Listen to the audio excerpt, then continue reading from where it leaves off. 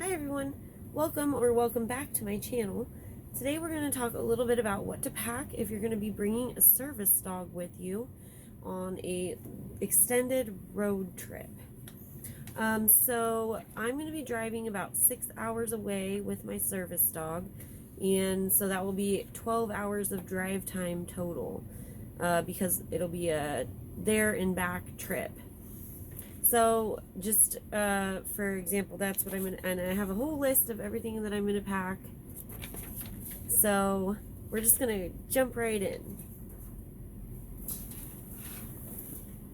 I got this bag here that I keep in the car already, but I loaded it up with some extra stuff for this trip. So first things first, we got kibble. This is more than I'm going to need for the day, but I brought that. I also brought 2 pouches of wet food so that she can have 2 meals. While we're talking about bringing food, you can either fast your dog or not fast your dog when you bring them on long trips. I typically don't, because I don't mind stopping for my dog. And I need to stop too, so it just ends up working out fine.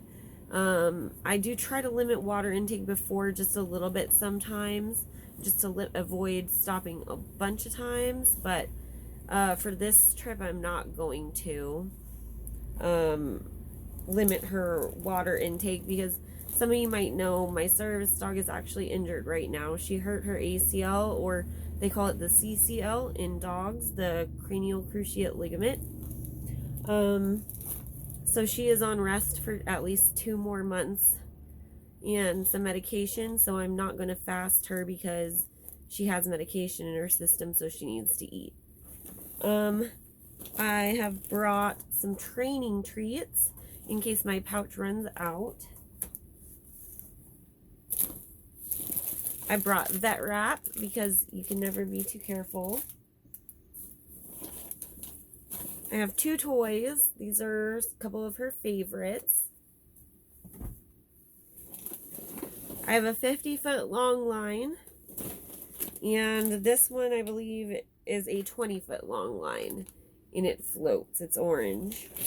And then I just have a backup leash in here that I always keep in here in the car. The leash that I'm going to be using with her, like I normally use, is her slip lead. So I'm also going to be bringing that. Let's see here. So I have a small water bottle that fits in the behind the seat in the car. I just use this one to fill up her water as much as possible.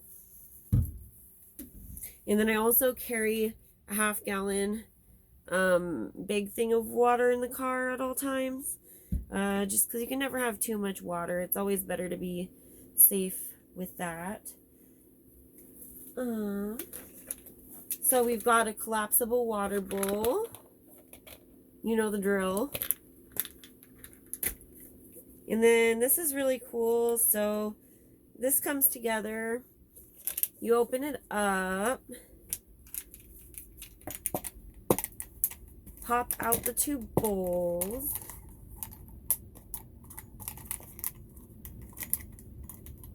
and swing these arms out, and it's a food and water dish combined.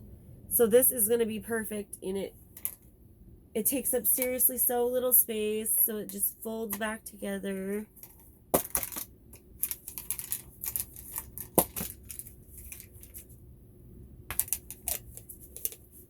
And it has a little carabiner on it too, so you can clip it and take it with you. And it's so small. I have her knee brace that she wears now when doing activities to help support healing her injury. I have a first aid kit that I keep in the car at all times anyway.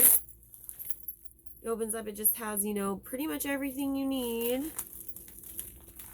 It even has, you know, basic instructions for the layman to, read and do first aid. Speaking of her injury, I'm bringing 1 day's worth of her medications and 1 day worth of pill pockets because that's how I end up giving her her medications. I'm bringing her vest. She just looked at me and got all excited because I handled her vest. Every time I pick up her vest, she gets excited. That's how much she loves her job. And of course, I'm bringing my pouch with this front part here has training treats in it.